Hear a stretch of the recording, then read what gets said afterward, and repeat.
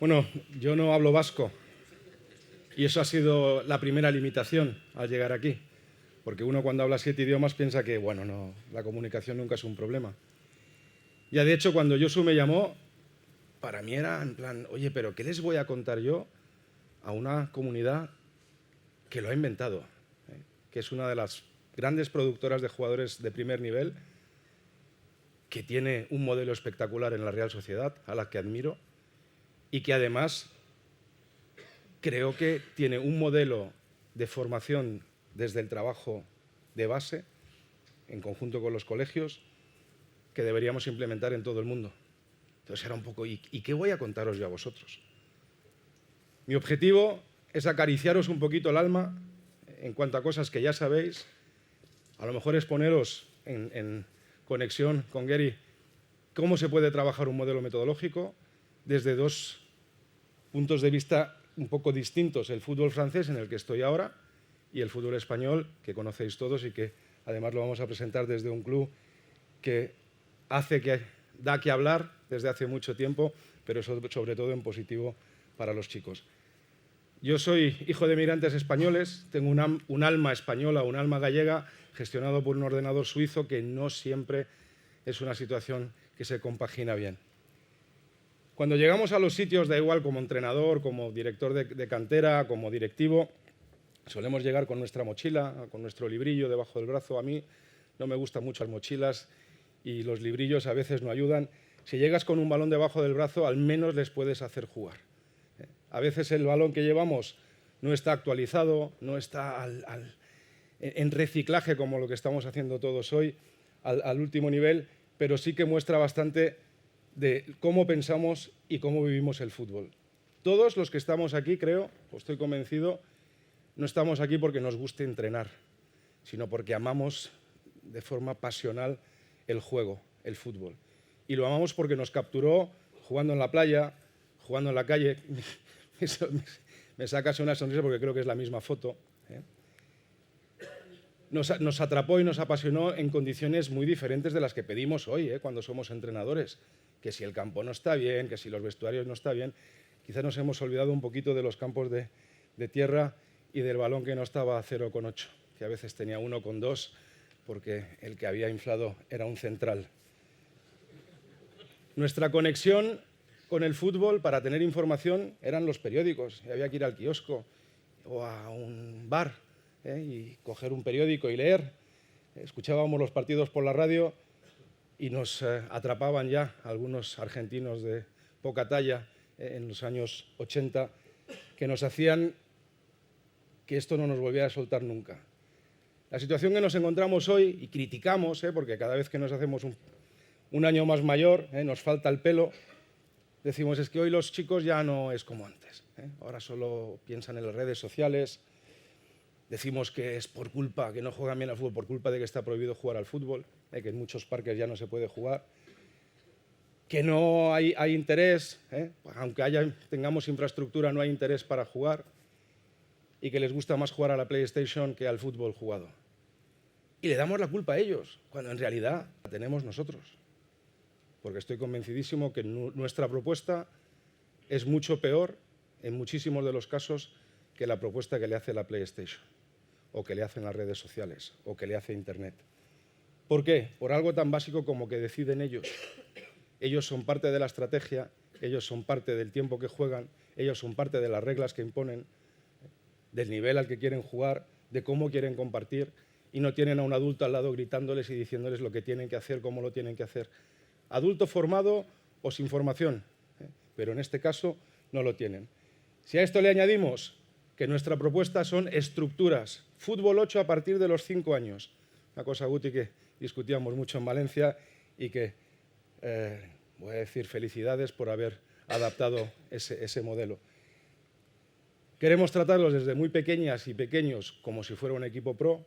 Tenemos casi las mismas estructuras, las mismas maneras de comunicarnos.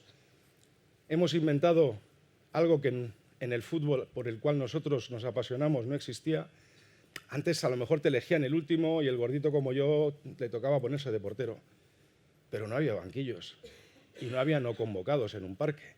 Estaban convocados los que estaban y se jugaba. Nuestra propuesta es tecnificar. Vamos a hacer un montón de entrenamientos donde hay muchísimos chicos parados y algunos que intentan mejorar en sus habilidades técnicas, que no en jugar mejor al fútbol. Y hasta hemos creado productos que dan la vuelta al mundo, como Kerber Coaching, que es uno de ellos. Si le añadimos los padres exigentes, muy exigentes, ¿por qué? ¿Por qué mi padre no era tan exigente conmigo cuando tenía 8, 9 o 7 años? Pues porque no pagaba porque jugar al fútbol. La calle era gratuita, la infraestructura era gratuita, no había exigencia porque no costaba nada. Los entrenadores, padres entrenadores, entrenadores exigentes, que intentan de alguna manera imponer su método, y malos ejemplos de padres, malos ejemplos de directivos, que hacen que al final los niños no lo vean ya como algo especial, lo que a nosotros nos ha hecho agarrarnos y decir el fútbol es algo mágico. Las redes sociales, magnificamos, cuando vemos que un niño con 7 años es capaz de hacer un malabarismo, da la vuelta al mundo. Los agentes, agentillos, verduleros, disculparme si yo políticamente no soy muy correcto, pero me gusta llamar a las cosas por su nombre. Los agentes que cada vez influyen más, yo lo he vivido en España, querer negociar un contrato de un alevín, lo estoy viviendo en Francia, donde hay una estructura donde a partir de 13 años se hacen acuerdos de no solicitación. Es decir, tú con 13 años le firmas a un chico que con 15, en edad de cadete, va a integrar tu centro de formación para estar asegurado 3 años, con lo cual le firmas 5 años. Y estamos hablando de primas a la firma de 100, 150, 200.000 euros. Es la realidad del fútbol francés hoy, y una realidad a la que solo te puedes enfrentar si dices que no quieres jugar a ese juego y que te limitas a tener al que quiere estar contigo porque tu propuesta de formación es mejor que la propuesta económica que le puedes ofrecer. Y el dinero. Es decir, de algo que era una pasión, que era un juego, que se convirtió en un deporte a partir de una cierta edad y en un deporte de alto rendimiento y en un negocio, hemos creado una situación transversal. Empieza a ser un negocio en general.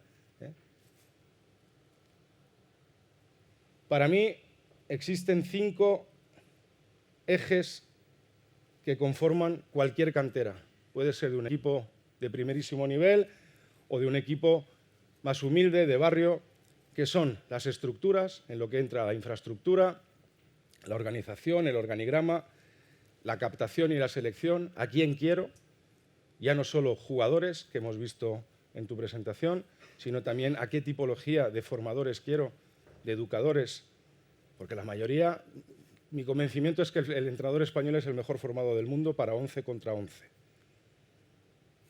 No estoy tan seguro que lo sea para 7 contra 7 y aún menos para 5 contra 5.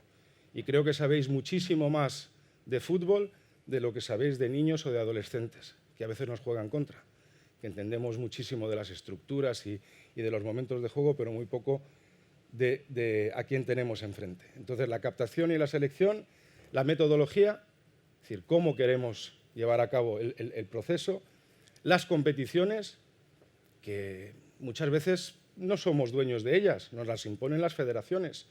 Hay federaciones que no te dejan jugar con infantiles de primer año en la liga de infantiles de segundo, que no te dejan jugar con cadetes de primer año o con cadetes en juveniles, que limitan esas situaciones, entonces tienes que adaptarte. Además que puede ser que si eres un club, en este caso el ejemplo del Valencia, que es líder en cuanto a volumen de jugadores buenos en su ciudad y tiene que jugar en contra, pues muchas veces hay situaciones que no se van a dar, porque eres tan superior que ya no es decir ellos quieren jugar en bloque bajo, sino que tú les impones jugar en bloque bajo. Entonces, durante años puede ser que no hayas tenido ni una situación de transición, ni sepas lo que es un contragolpe, ni hayas tenido que defender tú mismo en bloque bajo, por ejemplo. Y la última, que es la gestión de carrera. Y cuando hablamos de gestión de carrera, ya no es solo el futbolista que puede llegar a primera, sino que si yo soy entrenador de un equipo en un barrio, en un pueblo, y tengo a un chico o una chica que es diferente, tendré que gestionar también esa carrera y tener esa vocación de decir, tenemos que buscarle un sitio más adecuado a su talento, y no esconderlos, o o decirle, no, allí no tienes que ir, espérate, dentro de 3 años, de 5 o nunca. Y lo que todos deberíamos buscar y que engloba de una manera muy clara es la identidad, o el ADN, o la denominación de origen potenciado. A mí no me gusta protegido. Es decir, si queremos protegerlos, tenemos que potenciarlos.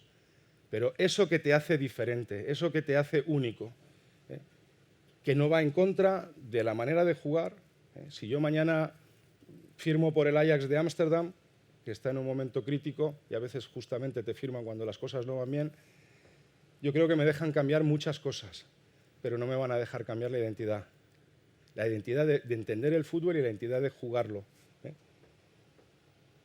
Cuando llegamos a los sitios, tanto como entrenadores, como directivos, como directores de academia, hacemos un análisis, establecemos un plan, implementamos los cambios.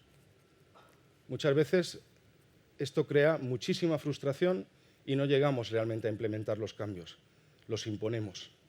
Y cuando los imponemos, lo que hablábamos antes, cuando imponemos cosas, cuando sale bien, hay aplausos, cuando no sale bien, la frustración de no salir bien lleva a que los próximos cambios que quieras hacer o que quieras implementar no llegan con la misma credibilidad. Yo creo que hay que hacer ver las cosas, hay que visualizarlas. Hoy nos enfrentamos a una generación de vídeos cortos, de 30, de 40 segundos, no minutos. Y tenemos que intentar estar a la altura de hacerle ver la situación, de hacerles sentir, hacerles partícipes. Un ejemplo del que también comentábamos antes, cuando tú quieres que tus jugadores sientan ese plan de partido, a lo mejor tienes que preguntarles qué piensan. No si lo han entendido, que es la pregunta que solemos hacer los entrenadores. ¿Me habéis entendido? ¿Y quién te va a decir que no si quiero jugar, mister? Yo quiero jugar el sábado, entonces yo te he entendido perfectamente. Pero si los involucramos, si intentamos interactuar, si hacemos esas sesiones de vídeo por líneas con jugadores a nivel individual y nos abrimos un poco y le damos esa capacidad de demostrarnos que tienen una estrategia y que lo sienten como suyo y que quieren ir a ese partido a jugarlo convencidos de lo que van a hacer y no que los hemos convencido nosotros, sino que ellos están convencidos de lo que vamos a hacer. Y cuando os deis cuenta estáis construyendo algo, que no es lo mismo que cambiar las cosas. Estáis construyendo un mañana. Hay una frase que me encanta, que lleva toda la vida acompañándome, que es que cuando quieras construir algo no busques a gente para hacer trabajos y tareas, sino intenta hacerles sentir, en este caso es navegar, que va muy bien con vuestra ciudad, hacerles sentir lo que representa navegar, esa libertad del mar, con todos sus peligros, pero también con muchos sitios por descubrir. Cuando hablamos de construir, ese es un gran problema que tenemos. Es decir, cuando tú construyes algo, el fundamento es un agujero lleno de mierda. Y nadie de nosotros quiere ser ese agujero lleno de mierda. Nadie quiere estar en la base, donde ¿os parece que va a haber un edificio ahí o que va a haber algo chulo? ¿Tú lo reconoces viéndolo? Si tú miras esta foto, ¿tú crees que ahí va a haber algo increíble? Pues sí, claro que sí. Por eso cuando vas a comprar una casa o un piso por plano, te ponen una foto, para que sepas lo que vas a pagar o lo que vas a invertir. Yo cuando llego a los sitios, quiero construir algo. Muchas veces la gente no te cree, porque si tú firmas en un club, lo normal es que, como director de academia, te centres en el filial, a lo mejor en el División de Honor, y si me aprietas en el Liga Nacional. Y el resto no te tiene que interesar porque no te va a dar tiempo a que te evalúen. Perdiste antes de empezar, yo ya no voy. Si me lo puedo permitir, no voy. Yo si voy es para optimizar o construir algo. Y ese construir es que alguien, en este caso, desde los 5 a los 12 años, acepte ser ese agujero lleno de mierda. Y que nadie le va a dar un aplauso, ni nadie le va a decir estupendo. Los aplausos en Valencia hoy se los lleva Baraja, que es merecedor de que se los lleve porque es el entrenador del primer equipo. Pero hay alguien que ha sido el agujero lleno de mierda. Muchísimas organizaciones, yo diría casi todas, saben qué es lo que hacen. Un club de fútbol pues juega al fútbol, forma jugadores, educa futbolistas. La mayoría saben cómo lo hacen, o al menos los entrenadores tienen un plan. Que el club tenga el mismo no siempre se da. Pero muy pocos saben por qué. ¿Por qué hacen lo que hacen? Si yo os pregunto a vosotros por qué hay que tener una cantera o por qué formar a jugadores, pues creo que rápidamente llegamos a la conclusión, pues hay que formar jugadores porque tienen esa identidad para llegar a nuestro primer equipo, esta es una parte muy positiva, y porque después los podemos vender por muchísimo dinero a la Premier y el ingreso es prácticamente neto. Eso no es un porqué, eso es un objetivo, es un resultado. Un porqué es algo que hace que cuando te levantas por la mañana y tienes un poquito de frío y te da un poquito de fiebre por la noche, tengas esa energía y esa vocación para ir, para bajar al campo, para hacer. Nosotros queremos ser un lugar de bienestar y excelencia personal y deportiva donde desarrollar y compartir nuestra identidad, consiguiendo ser inspiración, referente y modelo a seguir en nuestra ciudad, en nuestro país y en el mundo entero, creando un vínculo eterno de sentimientos de pertenencia con nuestro club. Esto es un porqué, es por qué me levanto por las mañanas, para conseguir eso. Después de 3 años magníficos en una ciudad increíble como Valencia, que me gusta por lo poco que he visto, creo que San Sebastián se le puede acercar mucho en cuanto a belleza, a luz, me recuerda mucho a esa parte muy suiza, está todo limpio, está todo súper organizado. Después de 3 años magníficos, Pablo Longoria, a lo mejor lo conocéis, es nuestro presidente, me llamó un día diciendo, escucha, yo estoy en un club donde el primer equipo tiene una historia increíble, donde tenemos unas situaciones casi inmejorables en cuanto a foro, 65.000 espectadores todos los fines de semana, en una ciudad que es pasional y que vive el fútbol de una manera muy diferente, pero nosotros no tenemos una cantera con vocación, con inspiración y con visión de futuro, aun teniendo el segundo presupuesto más grande del país. No hace falta que os diga que donde está el Paris Saint-Germain, el segundo presupuesto del país es un presupuesto muy alto. Tú llegas a un club que se gastaba cerca de 20 millones de euros al año en una cantera que produce 0 jugadores para tu primer equipo. No es decir, hay uno. Nosotros, en el análisis que hemos hecho cuando llegamos, nos hemos encontrado que hay 8 jugadores en las 5 grandes ligas, de los cuales en nuestro equipo somos el único club ahora mismo jugando la Europa League que tiene un jugador en la lista B, que lleva más de 3 años formado en nuestro club, que es el tercer portero, y no hay más. En un país como Francia, que es el primer exportador de jugadores a las 5 grandes ligas. Y no es porque falte talento. Nosotros somos la ciudad donde nació Zinedine Zidane, Nasri, Cantona. Es decir, hay un volumen grande. Se juega al fútbol por pasión, se juega en la calle, hay muchísimas situaciones por qué no se dan. No se dan por muchas circunstancias que hemos ido elaborando. Os hablaba de las estructuras. Hemos llegado a una ciudad deportiva donde había 1,5 campo de césped natural para el primer equipo, 1 campo de césped natural compartido con el filial, 2 campos de césped artificial, uno de ellos en un tamaño reducido, que es el de arriba, y una jaula. Eso para entrenar 4 equipos filial, sub-19, sub-17 y sub-16 y el primer equipo. Imposible de tener una formación de nivel con esa estructura. Un gimnasio de 65 metros cuadrados, es decir, algo ridículo. Entonces eso es lo más fácil de cambiar. Es decir, llegas y te plantas con 3 terrenos y medio híbridos, te dejas el sintético y montas un centro médico, vestuarios, una sala de convivencia, un gimnasio de casi 500 metros cuadrados. Es decir, creas una situación que a futuro hará que podamos crecer. A veces sin buscarlo, los resultados te ayudan. Digo sin buscarlo porque el año pasado, que era el primer año en el que estuvimos allí, aparte de visualizar e integrar a todo el mundo en ese proyecto de cambio o en ese proyecto de construcción, se dio la situación de que con la sub-19 y la sub-17 clasificamos para los playoffs por el campeonato del país. Era histórico, no se ha dado y es muy difícil que lo haga el mismo club con dos categorías. Jugamos la semifinal con las dos categorías y la final con la sub-17 con la que quedamos campeones de Francia.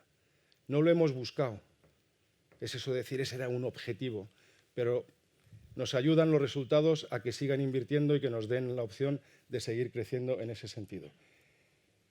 Hemos creado también ese vínculo, este es nuestro colegio, no sé si sabéis que en Francia, dentro de las ciudades deportivas, tenemos el colegio privado dentro de la ciudad deportiva, donde acogemos a 35 alumnos en busca de sacarse el bachillerato. Hemos creado ese vínculo, las aulas de las clases están vinculadas a un barrio de la ciudad, hemos creado una estructura que unifica no solo el fútbol, sino la educación en valores y la educación académica. Hemos creado una referencia con el pasado dentro de lo que sería nuestra residencia. Las habitaciones no tienen números, sino se llaman como leyendas del club. Y hemos creado para todo lo que es la base, tanto el fútbol femenino, que estaba un poco apartado, cosa que ya he vivido en Valencia, que hemos integrado en Valencia de manera espectacular. Hemos creado una nueva situación en la segunda ciudad deportiva que tenemos, también con una visión completamente nueva de lo que son las infraestructuras y la estructura. Cuando llegamos a Marsella, en Marsella te dicen bienvenido a Marte, bienvenue sur Mars. Para ellos Marsella es un mundo aparte. No tiene nada que ver con Francia, no tiene nada que ver con cualquier cultura europea. Si la habéis visitado, tiene una luz de día increíble y una luz de noche tenebrosa. Cuando yo llego me dicen, el taxista le digo, ¿usted es de aquí? Me dice, sí, sí, octava generación. Digo, ¿y qué me espera aquí? Me dice, te vamos a meter en el caos y te vamos a ayudar a salir de él para que nos estés debiendo el resto del tiempo que estés aquí. Esto es Marsella. Nosotros cogimos y hemos dicho, para nosotros Marsella o Mars tiene que ser medible, ambicioso, riguroso y específico. Hemos creado o hemos traducido a nuestra manera lo que queremos entender como Marte. Hacer las cosas medibles, hacerlas con ambición, porque hoy en día decir que eres ambicioso es como que queda mal. No puede ser ambicioso, no puede querer ganar. Para mí, decir, no, es que el resultado no es importante. Claro que es importante, pero no es suficiente.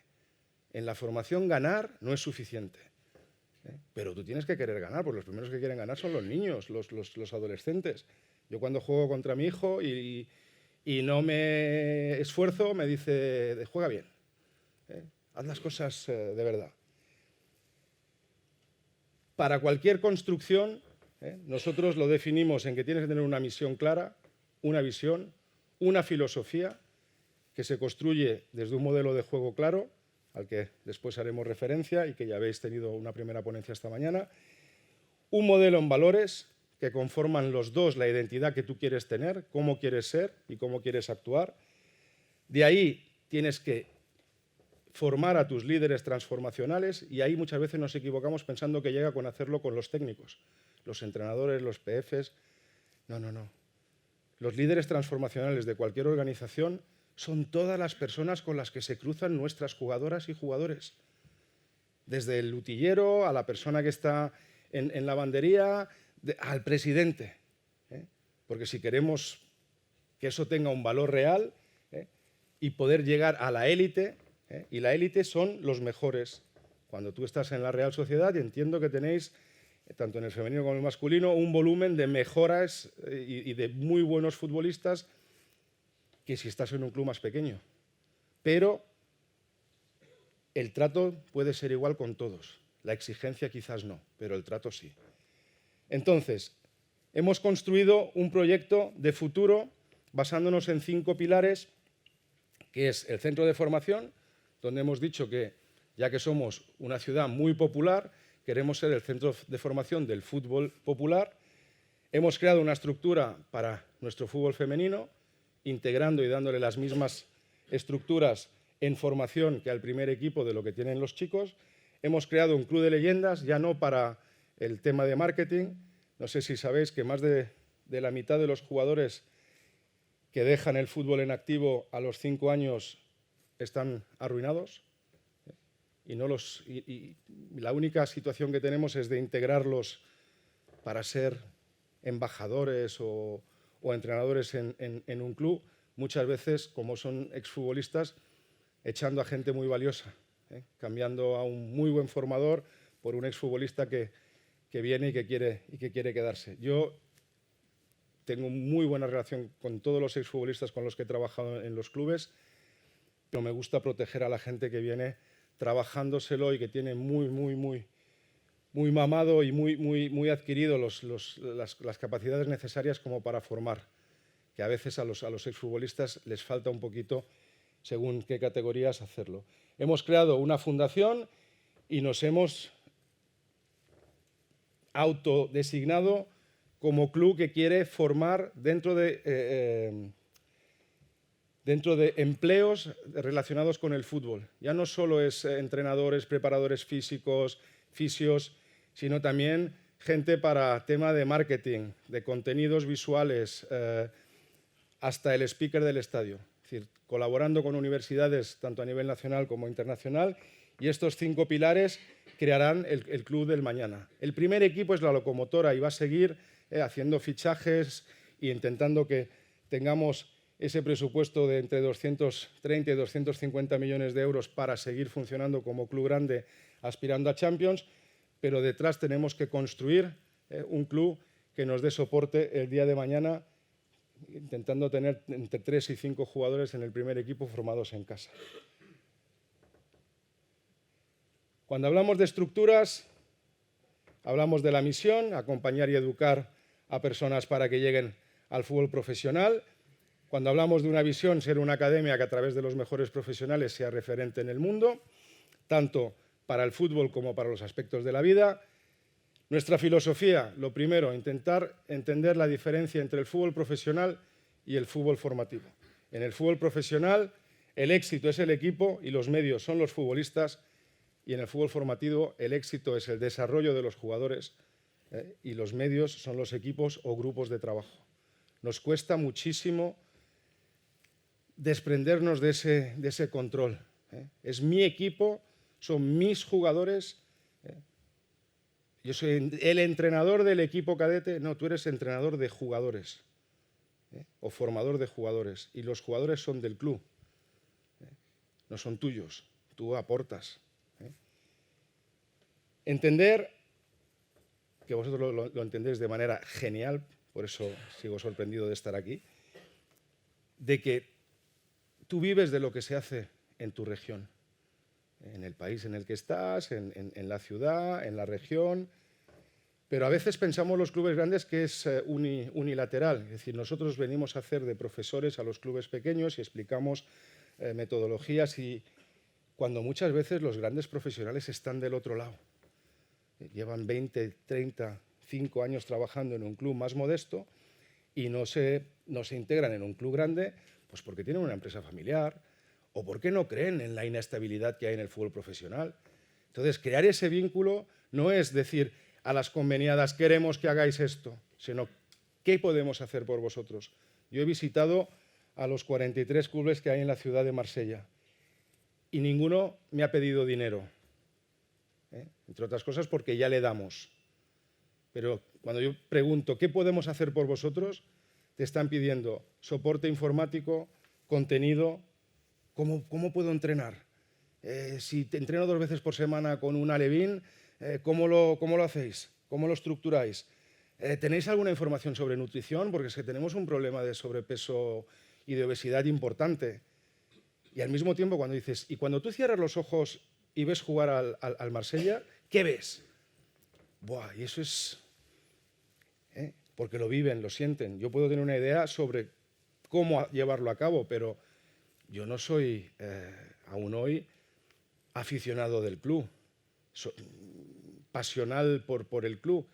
Entonces, cuando ellos te explican, te exponen, tú estás construyendo una identidad que la vas a tener en toda la ciudad, que la vas a tener en toda la región, pero que tú con tus medios tienes que dar ese soporte. Y explicar que en la filosofía ganar no es suficiente a la hora de formar, que es algo que cuesta mucho, porque yo no creo que firmé mi primer contrato en 1997 en un país sin relevancia para el fútbol en aquel momento, que era Suiza, en un club que era el club más laureado del país, el Grasshopper, en el que estuve 9 años, no sabiendo prácticamente nada comparado con la experiencia que tengo hoy. Así que no creo que se me haya promocionado a seguir ininterrumpidamente hasta el día de hoy en el fútbol profesional por lo que sé, sino que creo que son por los resultados, que muchas veces no tenían nada que ver con mi capacidad, sino más bien con la capacidad de mis jugadores. Después tú puedes ser alguien bien acompañado. Entonces, para hacer una carrera muchas veces sí que los resultados son importantes, pero yo creo que si queréis tener una cierta tranquilidad, porque yo a veces digo, ha sido un criminal, ¿no? Hacer eso con aquel Alevín en los años 90 hoy no lo volverías a hacer, pero te ha dado un resultado que te ha hecho crecer o tener una valoración. Entonces, a mí hoy me gusta darme esa tranquilidad de decir, vale, ganamos, pero en esto y esto y esto y esto tenemos que mejorar. O no ganamos, pero estamos en el camino para llegar ahí, porque es medible más que el resultado solo. Cuando hablamos de modelo de juego, tenemos federaciones que influyen muchísimo en la formación de los entrenadores, como es la española, que es una de las mejores formaciones del mundo. No lo digo porque estoy aquí, pero que influye muy poco en los modelos de juego y en la metodología de los clubes. Deja total libertad a los clubes de llevar a cabo su modelo de juego como a cada club le parezca mejor. Cosa que en Francia no es así. La Federación Francesa crea un modelo o un librillo interactivo en el cual propone contenidos. La gran diferencia, la Federación Española o la mayoría de los clubes en España son de jugar. Un modelo de entrenamiento con muchísimas situaciones jugadas, rondos, conservaciones, juegos de posición. Francia es un país en el que se trabaja muchísimo a nivel individual, es decir, mucho más analítico. Entonces, imaginaros, cuando llegamos Miguel Alonso, que es mi responsable de alto rendimiento, y yo, 2 españoles, a Francia. Claro, el francés te mira y te dice, me parece estupendo, pero somos campeones del mundo. Y somos el país que más exporta en cuanto a volumen de jugadores para las 5 grandes ligas. ¿Qué quieres contarme? Y volvemos a lo mismo, ¿cómo hacerle ver un modelo de juego que a ellos le pueda llegar a interesar? Pues a mí se me ocurrió decir que nosotros los españoles somos campeones del mundo entre las 2 áreas. No nos gana nadie. Entre las 2 áreas no nos gana nadie. Y los franceses son campeones del mundo en las 2 áreas. Entre otras cosas, nuestros centrales de la selección española creo que tienen algún vínculo francés o incluso son de aquí, ¿no? Y eso les interesó. Digo, ¿y si conjuntamos? Es decir, si buscamos un equilibrio entre lo que es la filosofía española y la filosofía francesa. Es decir, no hacerlo todo a través del colectivo, pero no hacerlo todo tampoco a través de lo individual. Hemos definido los valores, que es algo que a veces damos por hecho, como muchas cosas. Cada vez hay menos educación religiosa. Yo no voy a entrar en ese tema ni voy a hablar de política. Pero el haber cada vez menos educación religiosa, da igual de qué confesión, hace que deberíamos dar una educación ética, cosa que tampoco hacemos. Y cuando ya tienen una cierta edad, decimos es que están faltos de hábitos, están faltos de comportarse bien y están faltos de valores. Hay unos valores humanos que llevan más de 2000 años siendo los mismos en todas las confesiones que deberíamos implementar. Después hay unos valores relacionados con el deporte, como pueden ser el esfuerzo, la pasión, la confianza, la lealtad, la resiliencia o la humildad. Que eso ya hay que explicárselo. ¿Cómo le explicas a un niño de 10 años qué es la humildad? Pues nosotros hemos creado 8 valores con 4 subvalores para cada valor. Y trabajamos durante 8 meses, durante 4 semanas, no solo un valor principal, sino un subvalor que ponemos a disposición a través de contenidos de vídeo, a través de talleres, tanto con padres como con los chicos y chicas. ¿Por qué? Porque de nada sirve, volviendo a tu vídeo, si podías haber hecho la ponencia por mí, ya. Volviendo a tu vídeo, no sirve de nada hacerlo con los niños y después los padres son un ejemplo, vamos a decir, poco formativo. Hemos definido la identidad de jugador. Que alguno de vosotros que haya estado en alguna ponencia que ha dado el Valencia dirá, esto ya lo he visto. Al final no inventamos nada. Se ha creado, queremos que los jugadores sean ejemplares, lúcidos, inteligentes, técnicos y enérgicos. Y para cada acrónimo hemos definido qué quiere decir nosotros ejemplar. Pues que un jugador quiera entrenar, pero también quiera ser lo mejor que pueda ser en el colegio. Es un tema de personalidad y de carácter. Cuando hablemos de inteligente, pues que se anticipe a las situaciones del juego, que se referencie bien en los espacios y que interprete bien y decida bien.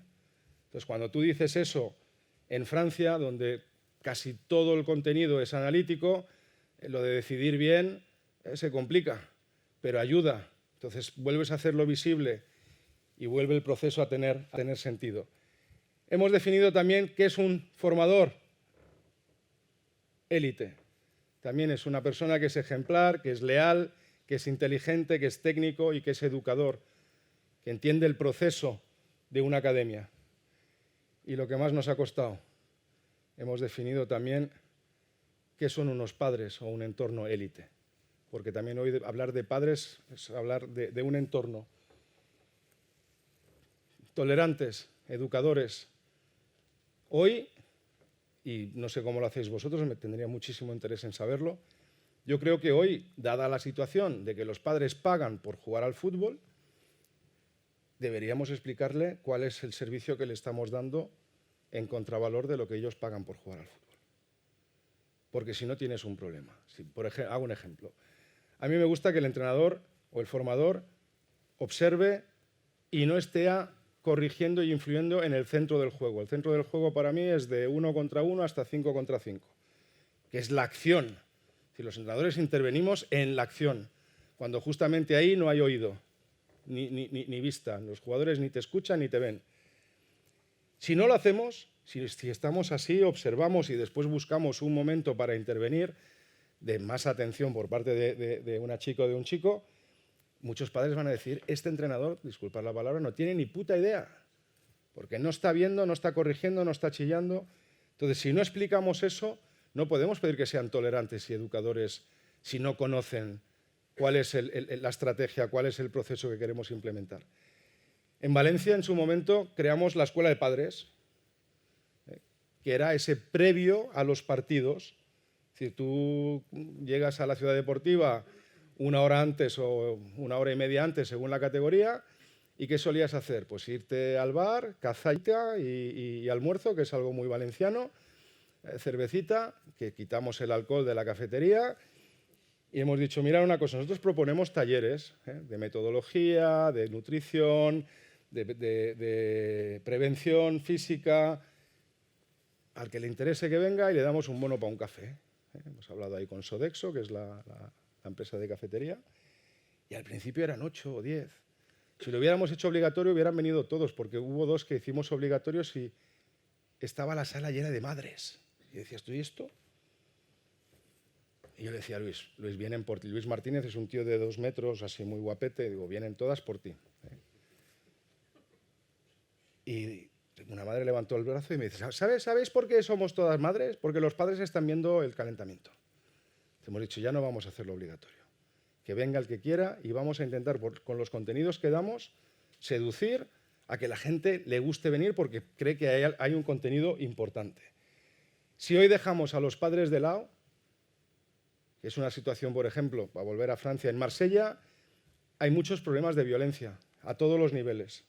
Ya no solo el primer equipo el otro día contra el Lyon, donde unos aficionados que no podemos determinar si son nuestros o de otro club, tiraron unas piedras que rompieron el cristal, no sé si lo sabéis, no lo habéis escuchado. Eso viene de muy abajo, es decir, en cualquier partido de prebenjamines, benjamines, hay insultos entre las gradas, hay insultos al árbitro. Y a la federación se le ocurrió de poner vallas. Es decir, no de crear un modelo de educación conjunto con los clubes. No, vamos a poner unas vallas y al menos nos quitamos el problema de que alguien pueda saltar la valla, porque son vallas altas. Es decir, tú vas a ver un partido de fútbol y ves un partido de fútbol a través de una valla. Es triste. Entonces nosotros hemos intentado ir por ese camino y vamos a forzar, al menos en lo que es la territorial, a que seamos un buen modelo ya como club grande y con nuestras conveniadas en educación de valores. La estructura. Como toda empresa tenemos un organigrama, que a mí los organigramas que conozco de los clubes me gustan poco porque casi nunca están los jugadores. Está el presidente, el consejo de administración, el presidente, el no sé quién, pero los jugadores no aparecen, o las jugadoras, cuando lo más importante son ellas y ellos. Si nosotros tenemos un organigrama operacional donde el jugador élite o la jugadora élite están en el centro del proceso, alrededor está el personal técnico, que son los cuerpos técnicos que trabajan de forma directa con el jugador.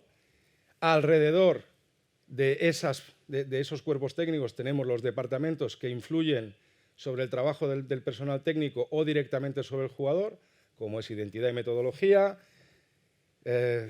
los porteros, análisis de vídeo, alto rendimiento, la escuela técnica privada, gestión del talento, que entraré después también a exponerlo, nutrición y psicología. Esos son, desde nuestra humilde percepción, los departamentos que más cercanos están a los cuerpos técnicos, los que más influyen directamente o indirectamente sobre el jugador.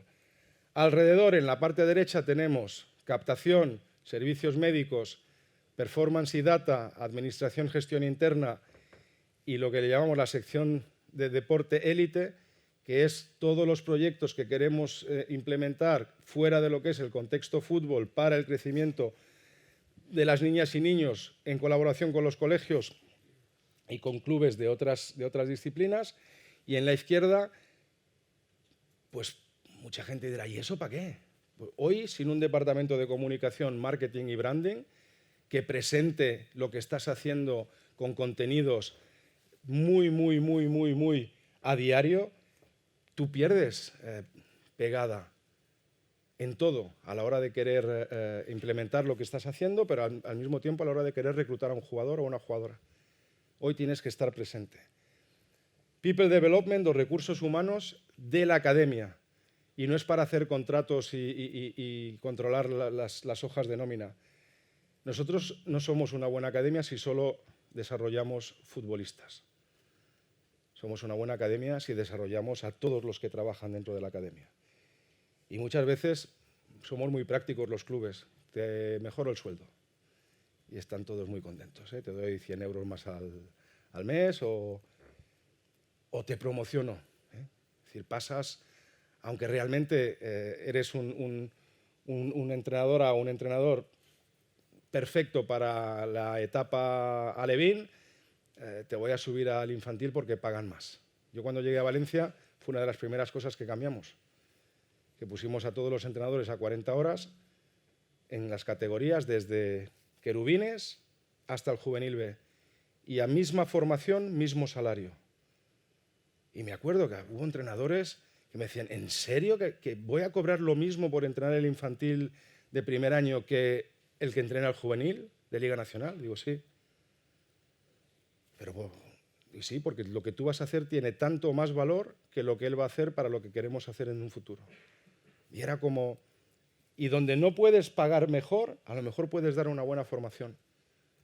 Es decir, yo o la gente que trabaja dentro de nuestra estructura, damos ponencias en universidades a las que no cobramos para que después alguien pueda acceder a hacer un máster. O hacemos colaboraciones donde damos visibilidad para que alguien pueda acceder y hacer un curso, que es a veces mejor que pagar un sueldo, aunque mucha gente dice, ya, pero te viene de vuelta porque si tú formas a la gente evoluciona mucho y después se quiere ir. Pues sí, a eso ya vendremos después. Cuando hablamos de metodología, solo hay algo peor que formar a tus jugadoras y jugadores y que se vayan, es no formarles y que se queden. Y eso vale para las jugadoras, para los jugadores y para los entrenadores. Es una adaptación de un señor que hace muchísimos años producía coches. Yo os quiero hablar de un modelo que Andrea Esteban, que es entrenadora del Alavés, no le voy a contar que desmenuzas bien a los rivales porque lo sabe, me chocó muchísimo porque me gustó que una entrenadora del fútbol femenino hiciera un análisis global de una situación donde ella hace la pregunta si la cantera, en un momento del Valencia, el año pasado, en el que Valencia no estaba bien, fue una necesidad. Pues probablemente fue una necesidad. No hace falta que hagáis fotos, no porque no me guste. Yo os voy a pasar la presentación íntegra, entre otras cosas porque no me siento dueño de nada y creo que si os gusta y lo queréis compartir es porque es bueno. Si por encima tenéis la decencia de lo que no os gusta y no os parece bueno, de decírmelo a mí o a Josu y que podamos a lo mejor reflexionar y mejorarlo, aún mejor. Si es por necesidad, está muy bien, pero si los chicos no están preparados, ¿qué? Era una necesidad, echamos a 4 canteranos y perdimos los 5 partidos. ¿Qué nos debe demostrar? Pues lo que llevo años peleándome, que yo creo que hay muy pocos clubes, me atrevería a decir casi ninguno, que tengan una estrategia clara de cómo integrar a sus jugadores, de cantera al primer equipo, a todos los niveles. Es decir, o es porque hay una lesión, o porque no hay dinero, y nos convertimos en creativos. ¿Pero por qué? Porque no tenemos una idea clara y decimos no hace falta gastarse 5 kilos en Schenk porque tenemos a Mosquera y a Jarek Gasiorovski y a Tárrega y a Iranzo. Pues ¿por qué? Porque esto daría para hacer otras 3 ponencias. Yo creo que si tenéis la oportunidad de estar en un puesto de responsabilidad, o lo estáis ya, reflexionar sobre eso. ¿Cuál es nuestra estrategia de integración de los chicos al primer equipo, que puede ser de regional? Pero ¿cuál es el camino? ¿Cómo lo evaluamos? ¿Cómo lo hacemos medible? Nosotros en Valencia, en su momento, decíamos que nosotros sacamos el córner y el primer equipo es el que tiene que rematar a gol. Si yo te doy al jugador, y no a partir de ahí arréglate, porque veréis que teníamos una idea también en relación a cómo acompañarles, pero ya no depende de ti. Depende del entrenador que diga quiero o no quiero. En su momento definimos la identidad, nuestra forma de jugar. Con balón somos verticales y profundos, generamos muchas ocasiones de gol, generamos ventajas desde el atrevimiento, generamos un ritmo eficaz. Esos eran acrónimos que cualquiera de los nenes y nenas era capaces de saber y de sentir suyos. Es decir, ¿cómo jugáis?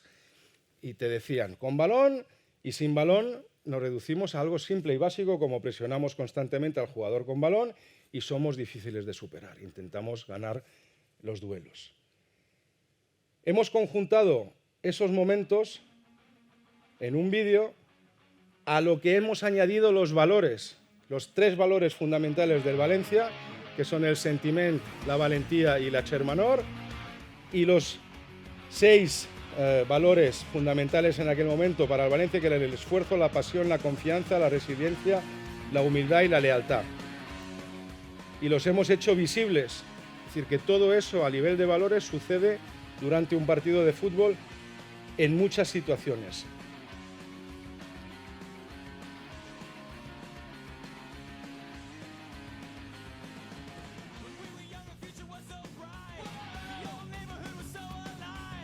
Y a todos los niveles de edades.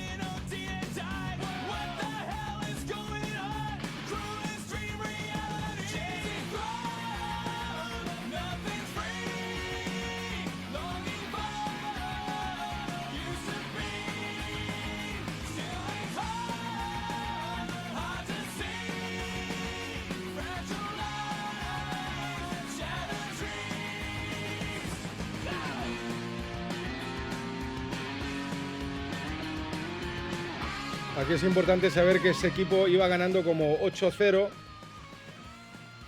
y que los chicos está dentro. Es decir, somos difíciles de superar y vuelven todos.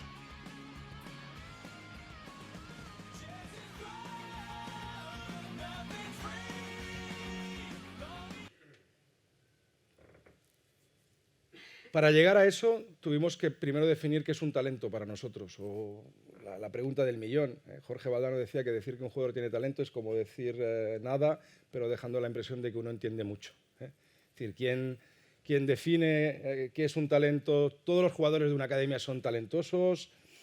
¿Cómo sabemos que futbolistas son talentos con proyección? ¿Qué características debe tener un jugador con talento? ¿Existe un proceso de formación para tales jugadoras o jugadores?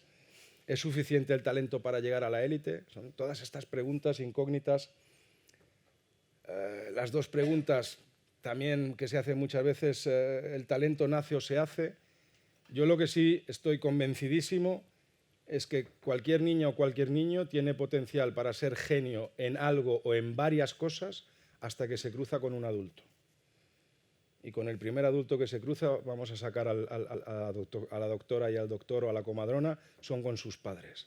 Y a partir de ahí pasan cosas, con el ejemplo que tú le das y con las situaciones que tú creas. Después, no lo voy a leer, la RAE dice conjunto de dones naturales o sobrenaturales con que Dios enriquece a los hombres. Pues vale. Yo lo que sí creo es que un futbolista con talento es habilidad, capacidad, actitud y circunstancias.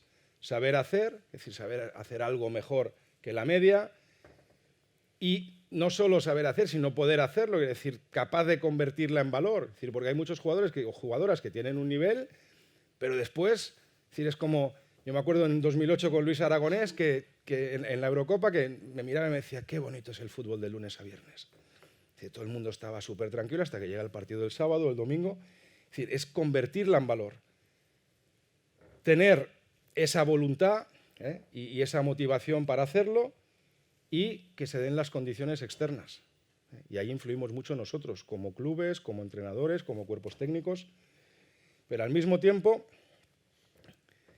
tenemos la parte de formar futbolistas, que es decir, poder reunir los factores físicos y técnico-coordinativos para alcanzar un alto rendimiento, saber hacer completa y potencia el poder, asumir un conocimiento intelectual y conceptual sobre el juego, que a veces nos da igual, porque no preguntamos. Nosotros damos información y ellos consumen, pero no los integramos. Es decir, si yo he tenido jugadores como Xherdan Shaqiri, como Granit Xhaka, que está ahora a las órdenes de Xabi Alonso en el Leverkusen.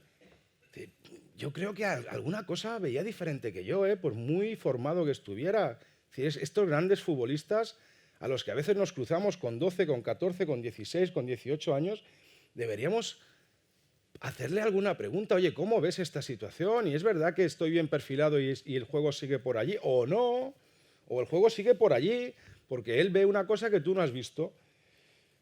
El conocer, poseer los valores para llevar a cabo una carrera profesional y reunir las facultades mentales y de personalidad que estimulen el deseo de ser un jugador de alto nivel.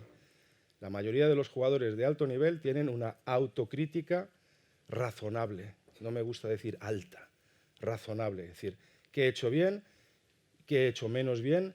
¿Y qué puedo hacer para mejorar lo que he hecho menos bien? La reflexión inicial que nos hicimos es cómo estructuramos nuestra metodología. Es decir, ¿vamos partido a partido o creamos un currículum formativo? Es decir, un poco como lo que se hace en cualquier colegio. Matemáticas, pues habrá matemáticas para el primer año de curso, para preescolar, no sé, para EGB, para hasta bachillerato. Yo no he visto a nadie pasar de P3 a sacarse bachiller o hacer un máster. Pero en el fútbol muchas veces hacemos eso. Es decir, cogemos un equipo y tenemos una manera de gestionarlo como que ya están a las puertas de la universidad.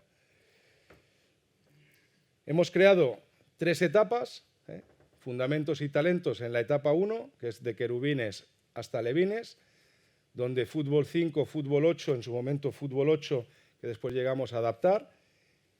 Etapa 2, la etapa de formación, y la etapa 3, que es la etapa de competición. Etapa 2 con los infantiles y los cadetes, y la de competición, donde están los 2 juveniles y el filial. Hemos creado un plan de etapas, donde hemos intentado hacer visible también qué es importante para nosotros. Pues en la etapa 1, la técnica, la educación física, menos importante la preparación física, menos importante la táctica individual o la táctica colectiva. Es decir, hacer una periodificación técnica. ¿Qué quieres mejorar con los contenidos y qué vas a corregir a nivel, sobre todo, técnico? Después, una vez que juegas, sucede todo, pero es crear esa situación. En la etapa 2, la táctica individual, la táctica colectiva y crear ese equilibrio entre la educación física y la preparación física. Para tener una buena preparación física tienes que tener una buena educación física, si no, no va. Y ya en la etapa 3 es la táctica colectiva, la preparación física de alto nivel y el plan de partido. Y hemos definido unos checkpoints, es decir, unos momentos donde evaluar y cómo evaluar, hacer medible ese plan de formación. En el master plan, atendiendo a las 3 etapas, hemos definido también en qué etapa suceden qué cosas. Pues descubrir el juego desde muchos espacios, espacios que no sistemas de juego, profundidad, amplitud y juego interior, además de multideporte, más tecnificación, más motricidad. En la etapa 1. En la etapa 2 se van definiendo las posiciones y sistemas de juego. Hemos creado una situación en la que en fútbol 11, desde infantil de primer año hasta cadete, llegaran por trimestres a conocer todas las estructuras posibles y todos los sistemas posibles. Desde un 3-4-3 plano, a un 3-4-3 en rombo, a un 3-4-1-2, en bloque bajo, en bloque alto. ¿Qué pasó? Que al principio te miraban así y te decían, pero en la situación en la que toca trabajar las transiciones y tenemos que ir a jugar a Alboraya, ¿quiere decir que me tengo que poner en bloque bajo? Sí. No, pero eso no lo puedo hacer. Yo no puedo ir a mi barrio a jugar en bloque bajo siendo el Valencia contra un equipo. Pues sí, ¿por qué no? Si queremos evolucionar en algo y que los chicos lo vivan, no te va a quedar otra. Hemos creado un departamento de gestión y desarrollo del talento, igual al que veis en Marsella hoy, donde para cada etapa hemos creado proyectos. Proyecto de introducción a otras especialidades deportivas. El Valencia hace judo, hace rugby, hace atletismo. Hay vínculos con el Colegio Mas Camarena, donde se pueden hacer actividades tanto cubiertas como al aire libre, entre ellas danza.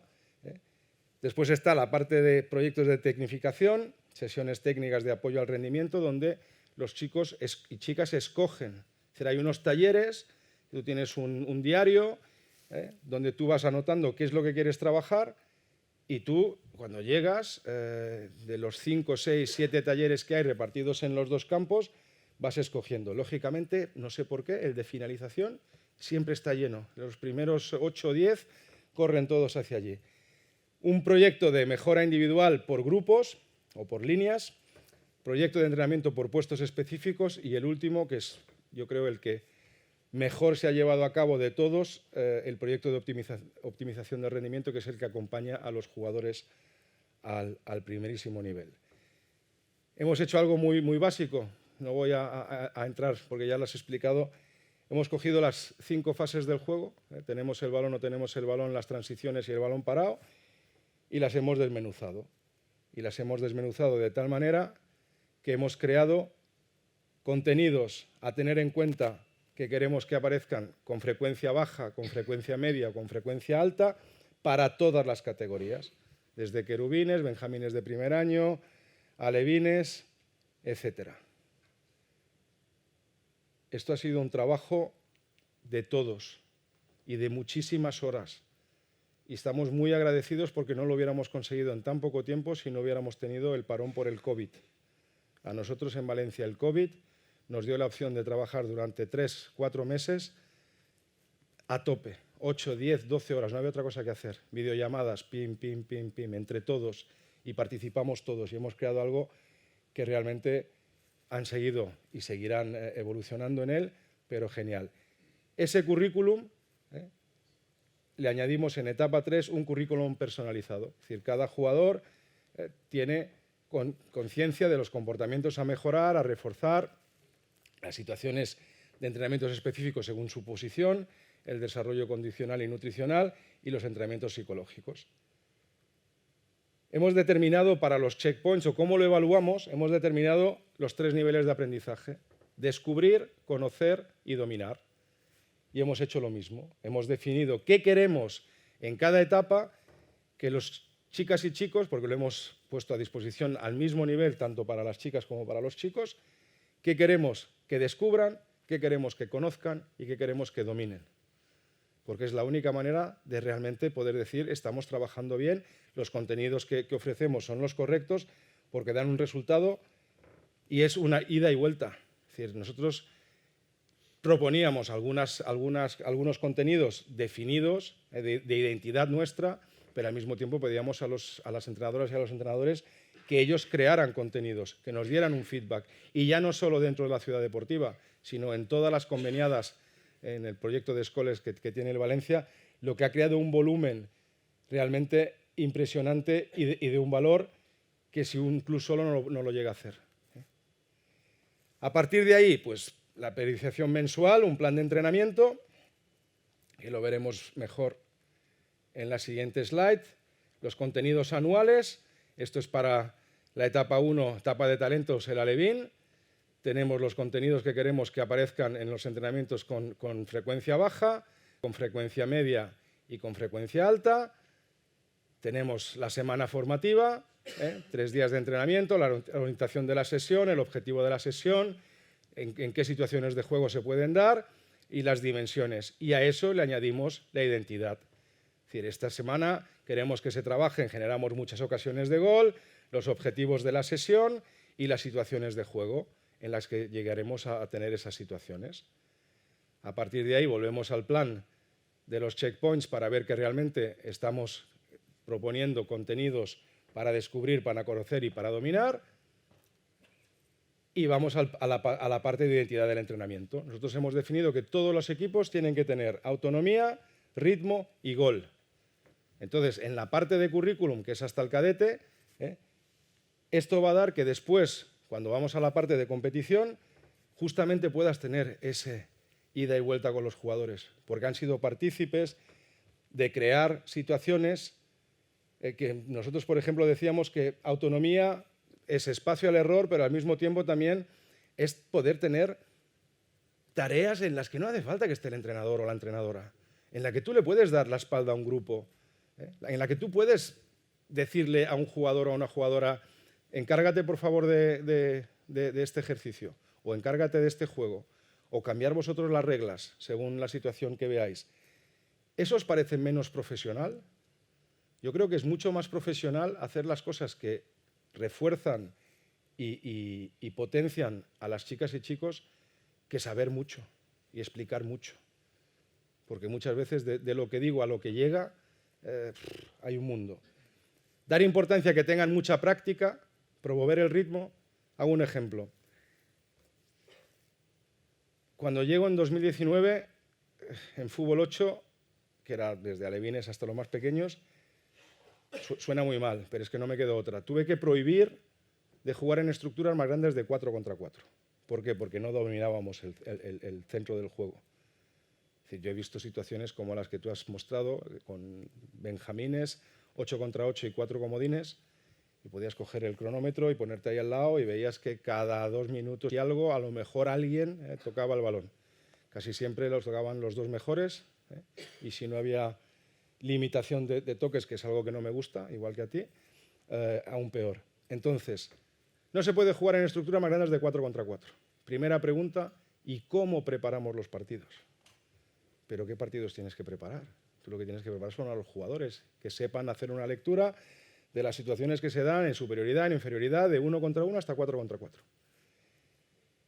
Hemos eliminado los banquillos. Ahora vas a decir: ¿cómo habéis hecho eso? No hemos reducido las plantillas.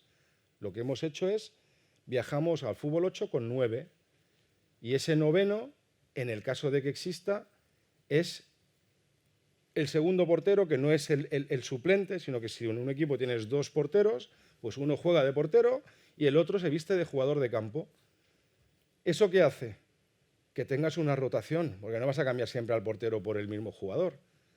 Entonces, claro, era como, pero... ¿Y si se lesiona alguien? Bueno, pues acabamos con 8. ¿Y si se lesionan 2? Pues jugamos con 1 menos. Y como nunca hay tarjetas rojas, es algo que no van a aprender. ¿Y qué hacemos con los demás? Pues los demás llegan a las 9 de la mañana a la ciudad deportiva y sus padres los vienen a recoger a las 13:30. ¿Y qué vamos a hacer? Pues lo que hacíamos nosotros. Llegabas a un campo y había uno de 12, uno de 8, 3 de 6, más pequeñitos a veces no había, ¿no? Pero había chicas, había chicos y juegas. Y os digo una cosa, y porque para mí fue ya no es por tener razón o no tener razón, sino me sentía tan mal por haberlo hecho mal durante tantos años. Al principio los padres nos querían matar, porque todos querían ir a jugar al partido de liga. Y después, claro, el padre valenciano te dice, ya, pero hacéis rotaciones, pero aquí toca el Levante y mi hijo no va a estar, y aquí toca el Villarreal y tampoco va a estar, y aquí toca el Elche y tampoco va a estar.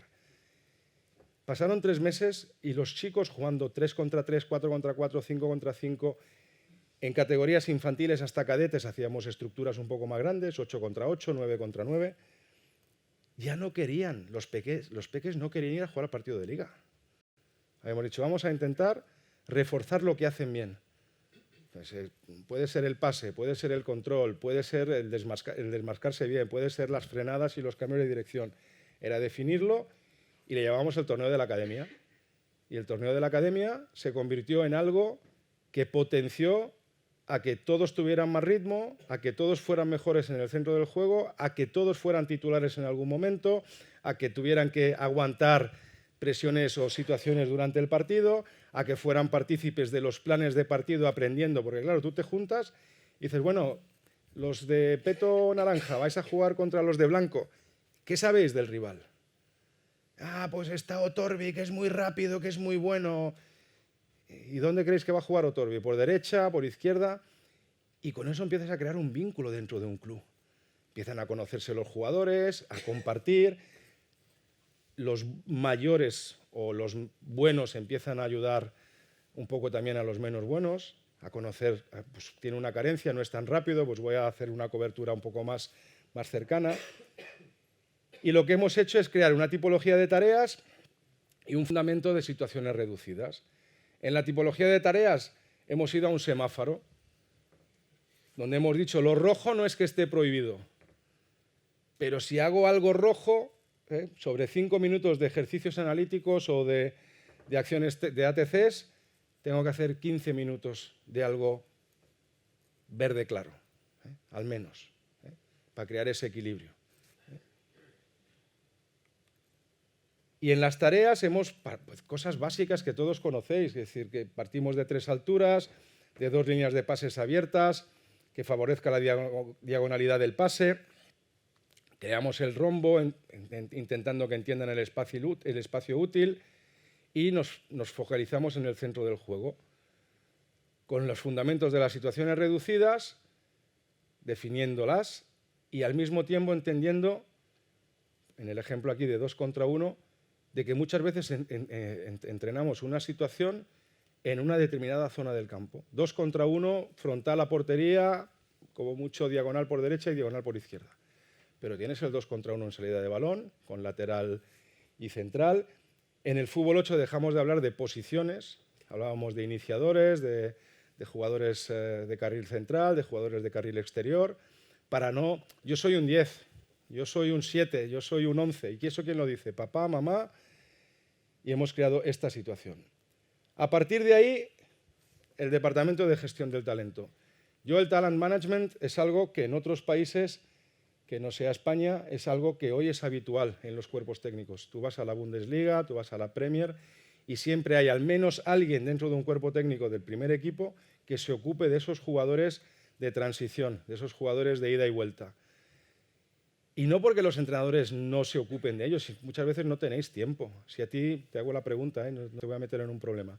Si te sube una chica que viene de la cantera para complementar una sesión de entrenamiento porque tienes lesiones o porque quieres potenciar que venga, ¿cuántas veces haces un análisis de su rendimiento después del entrenamiento para darle un feedback positivo o para decirle lo que tiene que mejorar? Pocas, porque tienes muchas otras cosas que son más importantes para poder ganar el partido el sábado. Entonces, nosotros en su momento hemos creado un departamento con Jorge Manteca, que es el señor de la izquierda con la barbita, que era el responsable de metodología, que lo sacamos de metodología global para hacer metodología individual, a Javi Venta, más para los perfiles defensivos, exfutbolista, Juan Monar, que hoy es uno de los preparadores físicos del primer equipo, para la parte física, y David Fuster como responsable del departamento, que se ocupaba sobre todo de los perfiles ofensivos como exfutbolista número 10. Tanto Javi como David no son valencianos en cuanto a que hayan jugado en el Valencia, todo lo contrario, uno en el Levante y en el Villarreal y el otro en el Villarreal, pero han jugado Champions, han estado al máximo nivel y eso es importante. Es decir, muchas veces, con todo lo crítico que soy con los exfutbolistas, en la última etapa es muy importante cuando hablas de haberlo vivido, de saber cómo huele un vestuario, si no es complicado. ¿Por qué la gestión del talento? ¿Sabéis esas clásicas charlas de bar? Aquí se dan con buenos pinchos, me imagino. Es cuando nos apoyamos así y me daba a decir, bah, no le da, no tiene nada, no entiende nada, siempre le pasa lo mismo, no llegará a primera. Los clubes grandes españoles son unos viciados de la captación. Es decir, a mí me sucedió al principio que me decían, este central, muy mal en la salida de balón. Y yo decía, ¿y qué hemos hecho? ¿Qué hemos intentado hacer o qué hemos hecho para que eso mejorara? No, olvídate. Pero he visto uno en el Elche que es increíble. Entonces, vale, traías al del Elche. Y al cabo de 3 meses, es que el nuevo del Elche no va bien por arriba, es que defiende muy mal. Entonces, cuando te das cuenta y empiezas a traer gente que es buena en todo, hoy con 16, 17 cuestan 5, 10, 15, 20 millones de euros. Esa es la realidad. Y nosotros preferimos ir a buscar otro y apostar y a ver qué pasa, por eso hablo de oportunismo, en vez de tomar la responsabilidad y decir, ¿y qué hacemos nosotros para que esto mejore? ¿Y qué podemos mostrarle al jugador para decirle, oye, es que llevamos haciendo esto y no evolucionas, no mejoras? Entonces, partiendo otra vez del master plan de la estructura, en esa última etapa tenemos comportamientos a corregir, comportamientos a eliminar y comportamientos a potenciar dentro de un entrenamiento específico que sería de todos los proyectos el último. El departamento de gestión del talento hay un responsable, que lo dije antes, que normalmente está vinculado al primer equipo. Él está siempre en campo con el primer equipo, no influye, a no ser que el entrenador se lo pida, en lo que sucede, sino que lo que hace es valorar.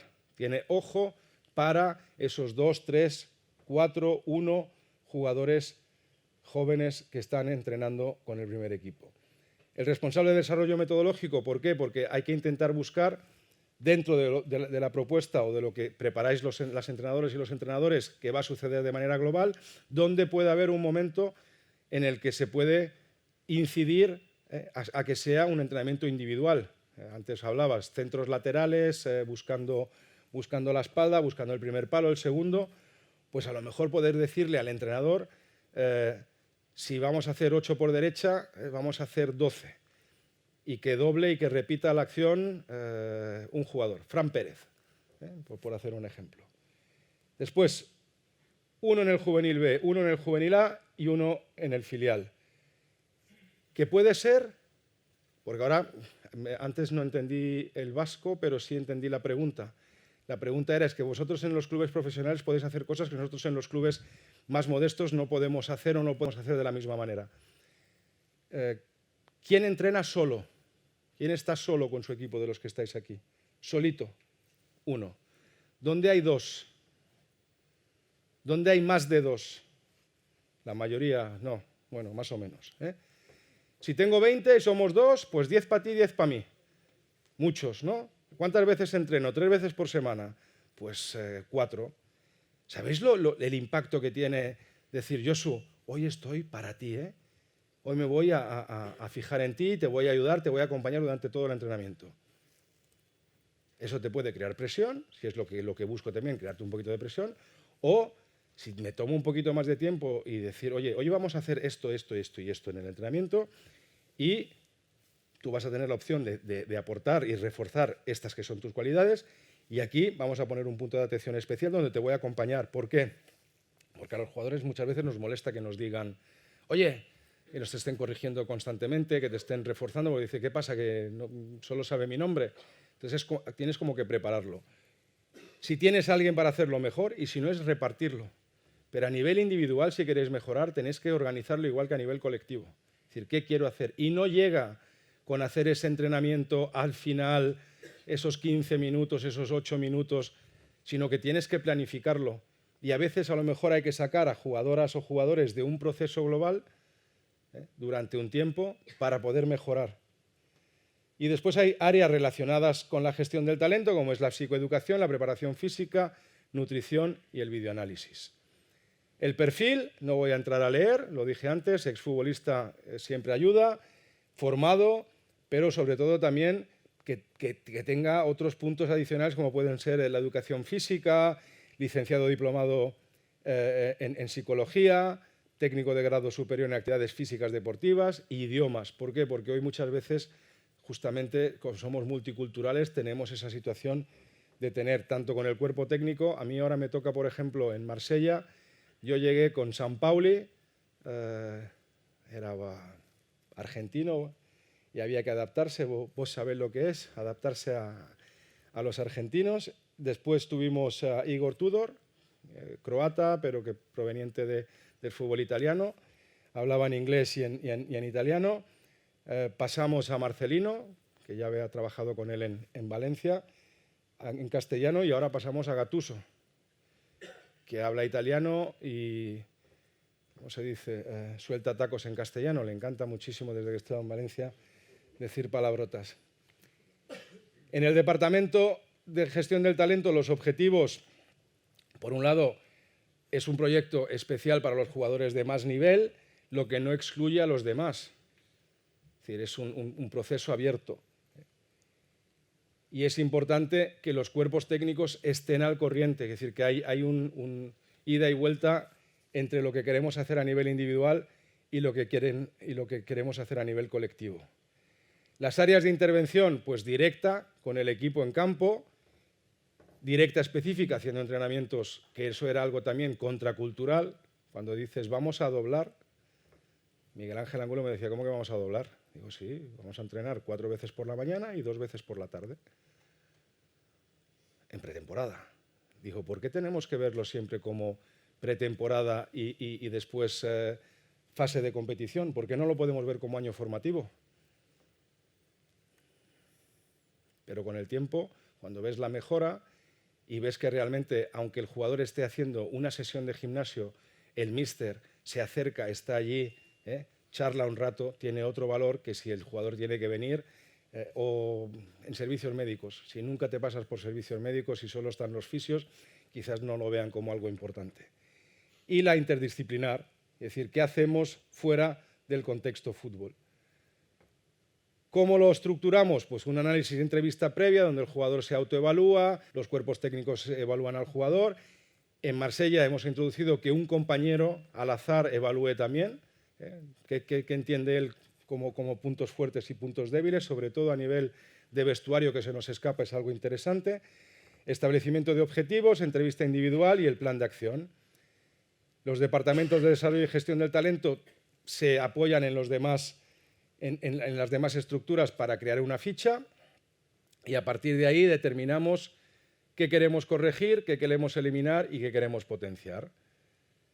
Una estructura semanal, hay una entrevista, se le hace una propuesta, se le proponen 2 situaciones, o bien a corregir, a eliminar o a potenciar, se hace una intervención directa con el equipo, está el partido, hay una evaluación del progreso, y en estructuras de 2 semanas o bien se mantienen los mismos objetivos o se crean nuevos.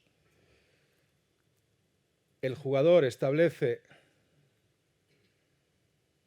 una estructura horaria, la establece él o ella.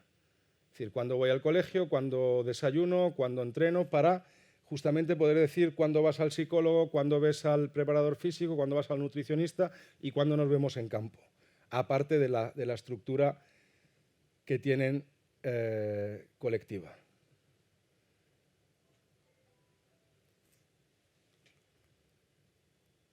Este es el ejemplo de informe de intervención con el futbolista. Y esta es una hoja de sesión para una sesión técnica con los mediocentros.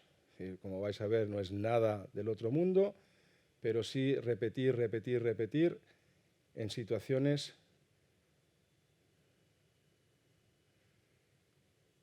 ayuda a que se den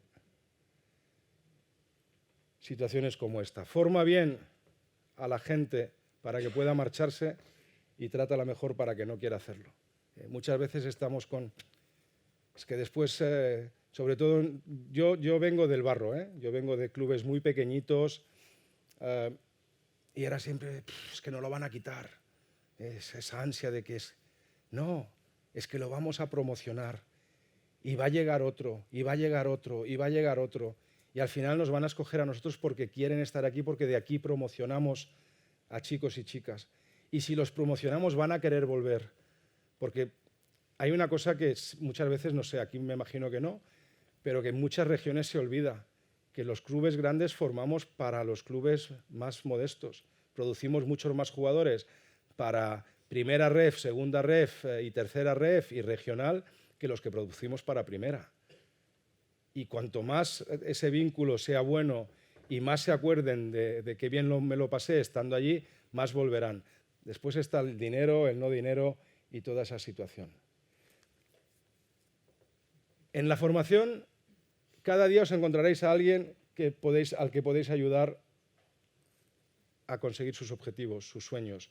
Por muy complicado que os parezca, o por muy diferente que os parezca, pero a veces los diferentes somos nosotros, que no tenemos esa capacidad de adaptarnos, de entender. Ya nuestros padres nos decían que éramos una generación muy, muy, muy, muy complicada.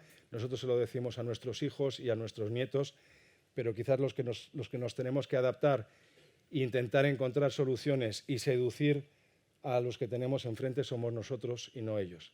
Dicho esto, muchísimas gracias. Eskerrik asko.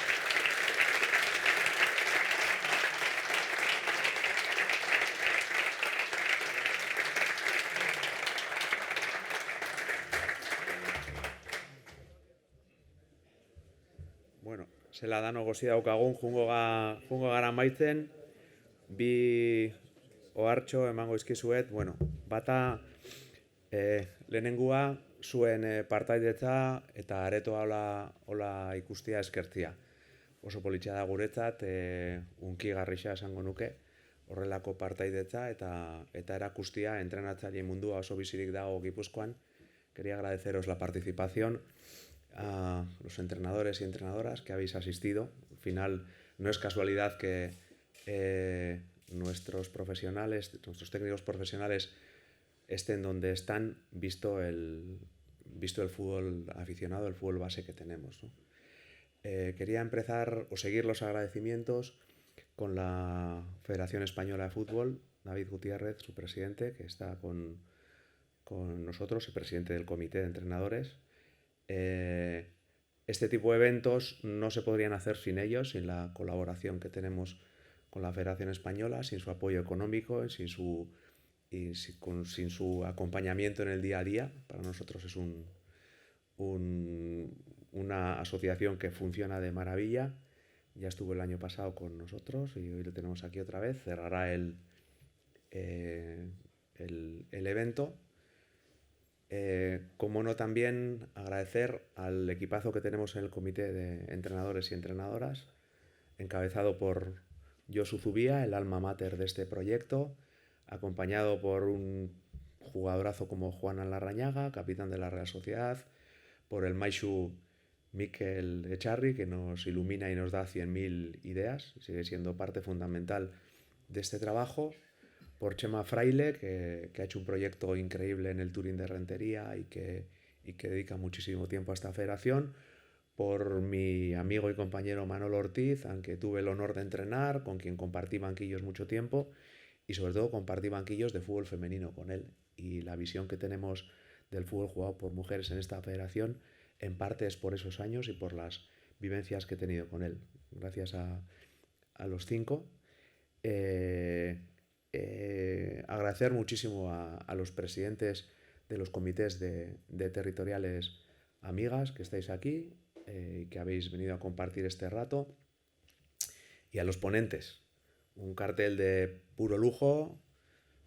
Gary Bullaondo lo es todo en el fútbol y nos ha abierto la mañana con una ponencia en la que había mucho de ciencia, había mucho de tecnología, pero sobre todo, Gary, había muchísimo de pasión. Ver que alguien se emociona dando una charla, alguien profesional como tú de este mundo, es algo absolutamente motivador, y si encima lo haces en nuestro idioma, para nosotros es un regalo, porque conoces nuestra apuesta por el euskera desde hace mucho tiempo. Quería poner en valor también el trabajo de Josu y de su equipo y agradecer también a la Escuela de Entrenadores, en este caso la Federación Española, y al Gobierno vasco, que nos han facilitado muchísimo que hoy podáis hacer tanto el UEFA B como el UEFA C en euskera. Bueno, Natalia es parte de esta historia. Es una acompañante de lujo de una federación que con la ayuda y la apuesta firme en la Real Sociedad ha hecho el primer curso UEFA B durante ya 2 ediciones, exclusivo para mujeres y con contenidos desde perspectiva de género. Para nosotros ha sido una auténtica revolución. El primer curso fueron 7 u 8, no recuerdo, pero habría que abrir con algo. Ahora tenemos 11 o 12 chicas que están formándose en Zubieta para un curso tan ambicioso como ese. Y bueno, si alguien ha sido inspiración y motivación, pues es la Real Sociedad, pero sobre todo Natalia, que ha estado acompañándolo también, además de la capacidad que tiene para seguir enseñándonos el camino en cosas absolutamente prácticas. Eskerrik asko, Natalia, espero dugu gurekin olako partaidetza, olako harremana luzerako izatea. Muchas gracias. Marco es una inspiración. Yo diría 1000 cosas de la conferencia, pero nos tenemos que quedar con que no solo hacemos futbolistas. Yo al menos me quedo con eso. Y una cosa que me ha interesado muchísimo de las 3 ponencias, y os la quiero lanzar desde aquí, es que todos los 3 ponentes, que vienen cada uno en sitios diferentes, han hablado de entrenadores y de entrenadoras. Han hablado de niños y niñas. Han hablado de fútbol jugado por hombres y fútbol jugado por mujeres. Eso significa que estamos avanzando, que estamos haciendo las cosas bien en este sentido, caminando hacia la igualdad en una federación que tiene que ser referente en el trato al fútbol femenino. Ayer Gary y yo en un coloquio así, en una charla inolvidable en los postres de la cena, decíamos que no nos sabemos vender en Euskadi. Y es verdad, una comunidad que tenía 7 convocados de 23 en la última convocatoria de la selección absoluta española, algo tiene que decir, con el 4,5% de los habitantes de España.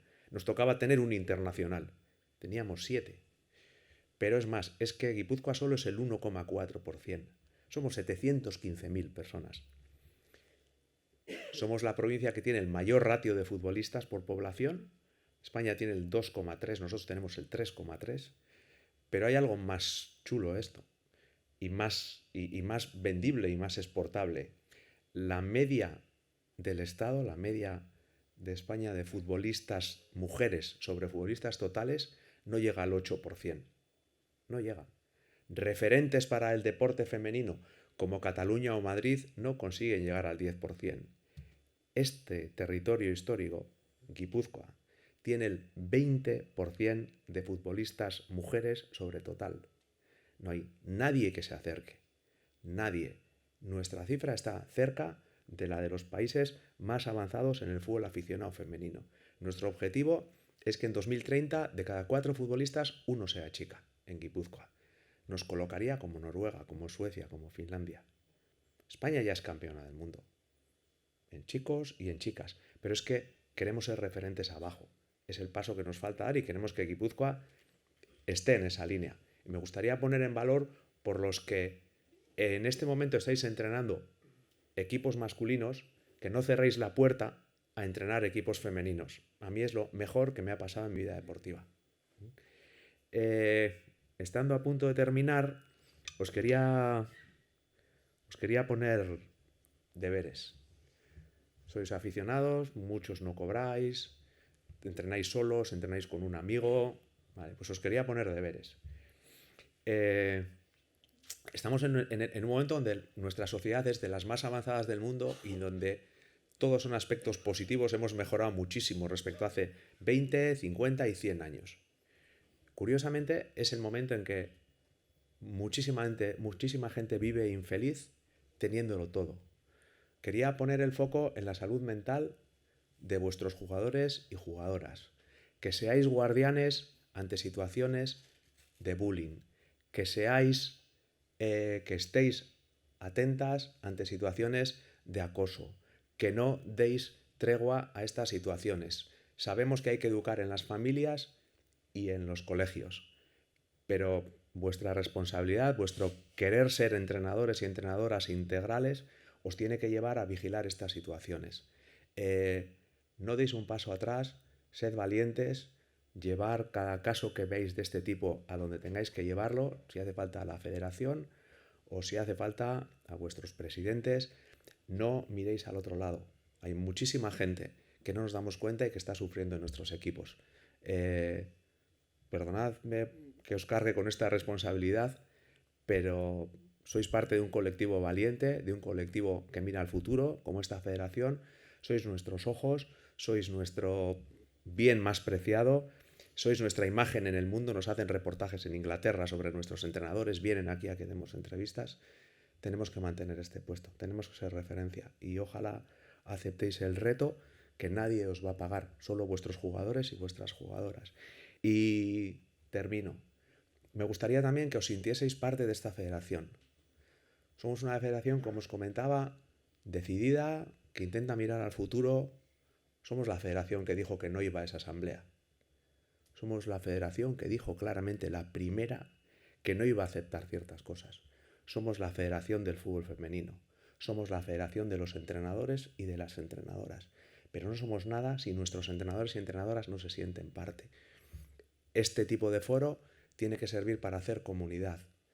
Y os tenéis que sentir comunidad. Como os comentaba, sois nuestros ojos y en todos los campos. Sois nuestros ojos con los niños, con las niñas. Desde, no sé si está Marco, ¿dónde está? Marco, aquí no tenemos chupetines ni querubines, no podemos. Empezamos con 8 años, pero sois nuestros ojos desde que los niños y las niñas tienen 8 años.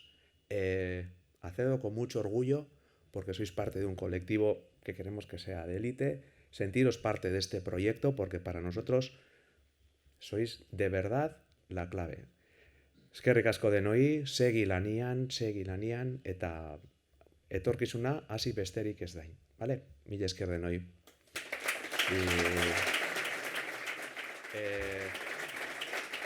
David, para nosotros, aunque el orden es al revés, sería un honor que fueras tú, amigo de esta casa y colaborador de todos estos proyectos, quien cerrara la intervención.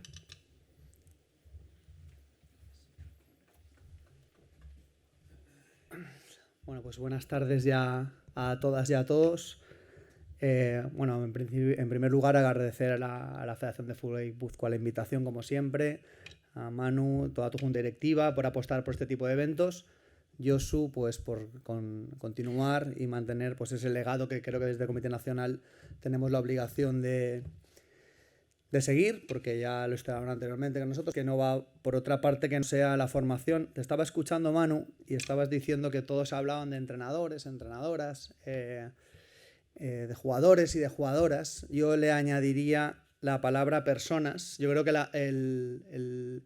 el mundo del entrenador y la entrenadora española está en su esplendor. En cuanto a éxitos deportivos, pues si echamos un repaso atrás de las competiciones internacionales, todos los campeones de Champions, tanto de fútbol como de fútbol sala, tanto masculino como femenino, Pep Guardiola, Jonathan Giraldez, Antonio Vadillo con el Palma Futsal han ganado entrenadores españoles, la Europa League la ha ganado un entrenador español, Mendilibar.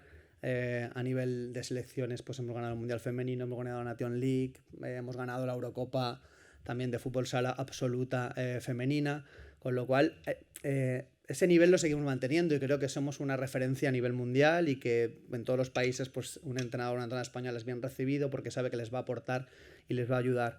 Pero creo que nuestra responsabilidad está en cuanto a la formación y ahí es donde nosotros tenemos que poner el foco. Las cosas creo que no pasan por casualidad. El entrenador español o los sectores deportivos no pasan porque somos buenos, pasan porque tenemos un proceso formativo en el cual sí que estoy de acuerdo que somos muy buenos. Tenemos una escuela de entrenadores muy buena a nivel nacional, tenemos en los comités y las escuelas territoriales una apuesta firme por la formación permanente con los comités territoriales, la formación más reglada por las escuelas de entrenadores, y ahí es donde creo que es la diferencia. Y la diferencia la marca, creo, en el entendimiento de que nosotros tenemos que formar futbolistas, pero como estilo de vida. Ojalá todo el mundo pudiera llegar a ser futbolista profesional y poder tener un salario maravilloso, una repercusión y poder disfrutar al máximo nivel, pero esa no es la realidad. La realidad es que la pirámide hace que lleguen muy pocas personas a ser futbolistas, con lo cual lo que estamos haciendo es ayudar a formar personas. Y ahí es la otra parte, el futbolista como estilo de vida, pero luego está la persona. Y creo que tenemos que intentar, porque así la ciudad lo demanda, y creo que estamos en un momento donde poner el foco es importante, formar buenas personas, buenos niños, buenas niñas, que nosotros podamos ayudar en este proceso para que dentro de unos años pues sean buenos padres, buenas madres, no sé, buenos maestros, buenos políticos, buenos médicos, y ahí es que sí que está nuestra responsabilidad, porque sin hablar de porcentajes yo no sabría deciros el volumen de personas. Tenemos 1.250.000 licencias, creo, ¿no?, de personas que juegan a fútbol, tanto chicos como chicas en España. Pues si lo unís a entrenadores, a fisios, preparadores físicos, familias, bueno, el fútbol es un motor de este país y nosotros sí que tenemos esa responsabilidad. Por otra parte, pues los ponentes, pues bueno, ibais a tiro hecho, tampoco es... Si traéis a 3 referentes, pues seguro que va a salir bien. Gary, que además es colaborador del Comité Nacional, pues bueno, ya lo conozco desde hace tiempo a nivel metodológico, creo que está a la vanguardia. Luego Natalia, que nos habíamos visto muchas veces por videoconferencia, por WhatsApp, pero bueno, placer de conocerte, inspiradora, y ya te he dicho antes que siempre se quedan 2-3 cosas que también ayudan en mi futuro vuelta a los terrenos de juegos, es broma.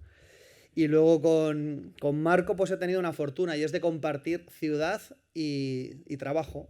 Yo tuve una época que era coordinador de selecciones masculinas de la Federación de Fútbol de la Comunidad Valenciana y él era pues el jefe de la cantera del Valencia. Entonces, pues cuando íbamos pues teníamos nuestros más y nuestros menos en ciertas cosas, pero al final siempre llegábamos a un entente. Y bueno, creo que nos ayudó también en Valencia pues a poder entender pues ese proceso, sobre todo en las edades más tempranas. Entonces, pues también creo que es inspirador. Yo quiero ser de los que reciba esa ponencia, porque esa ponencia creo que puede ayudar a mucha gente, sobre todo que trabaje en la base. Y por último, pues estáis aquí muchos premiados, enhorabuena. Evidentemente, las personas que habéis sido premiadas, yo creo que es un día bonito. El comité siempre apuesta incluso por una ayuda finalista económica para que se celebraran este tipo de eventos, porque creemos, jolín, el día a día del entrenador es... A veces, depende de cómo te lo tomes, no suele ser tan agradable como puede parecer desde fuera, con esa presión de los resultados, etcétera, etcétera. Pero yo creo que este es vuestro día de reconocimiento y sobre todo porque vuestro reconocimiento es el reconocimiento también de todos los otros entrenadores y entrenadoras que hay detrás. Vosotros lo habéis recibido este año porque habéis ganado, pero bueno, si no hubiera competiciones, si no hubieran otros clubes, si no hubieran otros entrenadores, evidentemente no podríais estar aquí. Con lo cual es el reflejo, digamos, de pues esa estructura federativa, esas competiciones, ese fútbol que, como bien habéis dicho antes, pues nos inspira y amamos, y que, bueno, seguramente habrán otras personas el año que viene recibiéndolo. Si sois vosotros alguno de vosotros, pues bien, porque también os va en lo deportivo. Pero lo dicho, no olvidéis que al final lo que estamos aquí es para formar buenas personas. Por lo tanto, pues zorionak a la federación por apostar por este tipo de eventos y a todos los premiados.